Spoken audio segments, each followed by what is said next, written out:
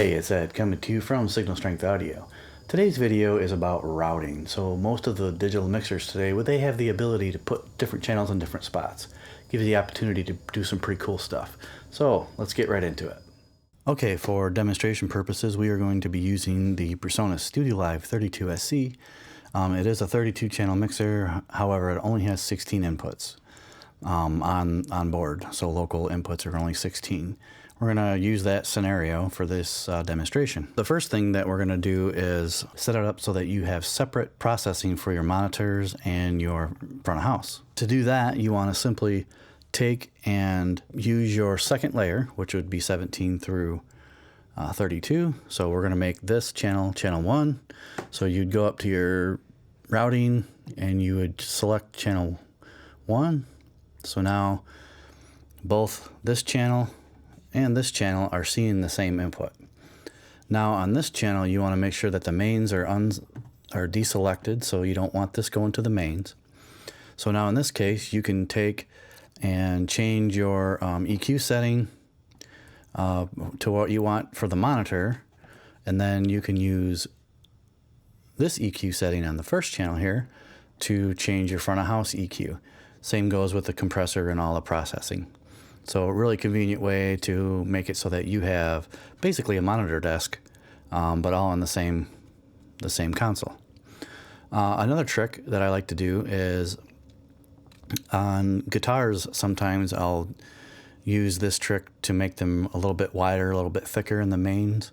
Let's say your guitar's coming in on channel 10. What you want to do is mirror this channel. So let's just go over to channel 26 and we're going to make that C channel 10. See here we have 10 selected. Okay. Now on this channel we're going to delay this input. So we're going to delay that. Let's say start about 20 milliseconds. You know, you can fool around with some different times to see how you like it. And then we're going to pan this to the right. Okay. Now back on our main channel, we're going to make sure that this is in the mains and then delay is at 0, and then pan this one to the left. So now you have the same input coming in on your console on the left and on the right, but this one's delayed, so it'll kind of give it a little bit of a wider stereo effect. Now the problem with this is you have guitars all over now. You don't want to be flipping through pages to change the volumes of these two left and right channels. So what we have now to do is we'll put that in a DCA group. So a DCA group is just basically letting that control each fader. So we're going to edit that. We're going to choose channel 10 and channel 26. We're going to call that good. So now when you run those on that DCA group, those two faders will run together, which is really cool, nice and convenient. I'm also going to name this guitar so that there's no confusion. We know exactly what's going on. So we'll name that guitar. We're going to spell it right. All right, so now that DCA group is called guitar, so there's less confusion. Hit done.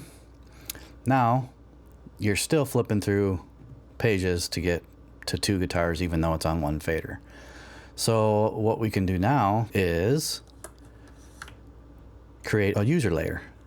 So press the user layer, and to select the channels that you want or the inputs that you want going to these faders, so position 1, press and hold the select.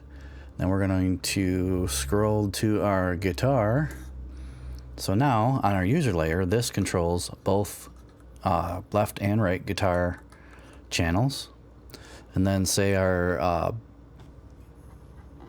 vocal is on 8, we can select that, so on and so forth. So on the user layer, you can pick any input or output, I believe, to go on this user layer to create.